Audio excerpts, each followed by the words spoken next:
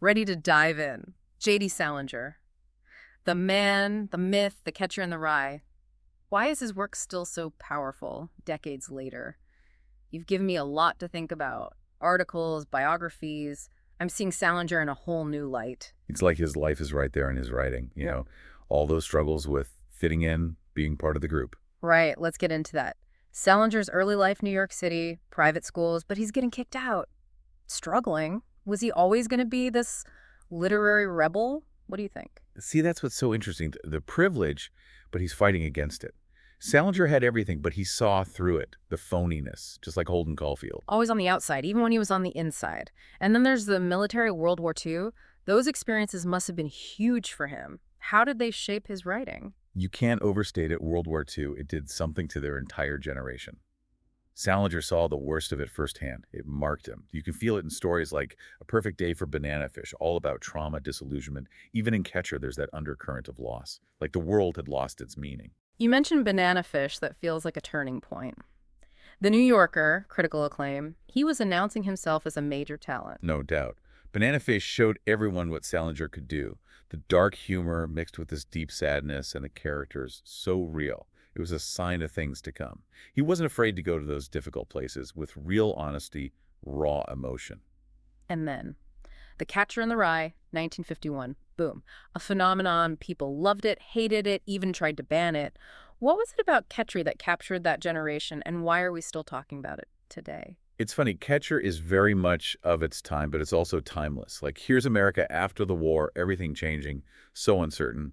And then there's Holden, completely alienated, a teenager dealing with loss, trying to figure out who he is in a world that feels so fake. He found that teenage feeling, not understood, looking for something real in a world that feels fake. And the voice, it's so raw, so real.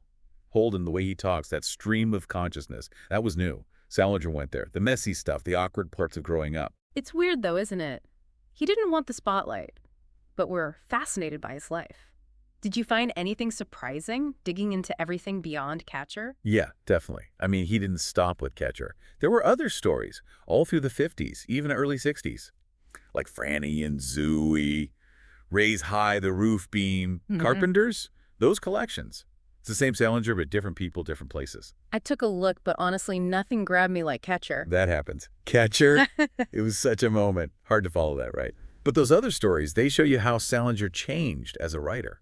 Families, spirituality, that search for something more. It's not all Holden Caulfield's angst anymore. And then he becomes a recluse. That's where it gets really interesting. Like, he was trapped by his own fame. Maybe he found that realness he wrote about, but it cost him. He wanted a world without the fake, the phony. Right. Yeah.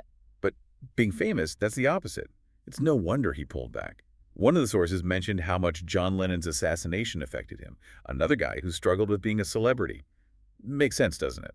It makes you think how much fame is too much, especially for an artist like him. But the writing didn't stop, did it? What about those unpublished manuscripts? That's the real mystery. It really is, isn't it? Like a literary legend. Novels, stories, maybe even plays tucked away somewhere. I read that he might have put a deed on them when they could be published. Years after he was gone, even. Imagine finding a lost Salinger book. Can you imagine? Talk about a literary legacy. But even without those, what he left behind, it's huge. No question. He showed us what it meant to be young, to feel those things in a way that no one had before.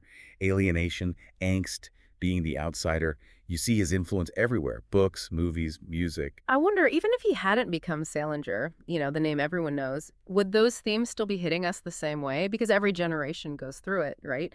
That questioning, trying to find their place. That's it, isn't it? He got to the heart of it. That search for who you are, what it all means. It makes you think, the next time you pick up Salinger, you're not just reading a book, you're joining this conversation. A conversation that's been going on for generations and isn't finished yet. And that's what makes it so powerful. Salinger, he might have walked away from the world, but his words keep bringing us back. Make us think, feel, and deal with it all, the good and the bad. That's quite a legacy to leave behind.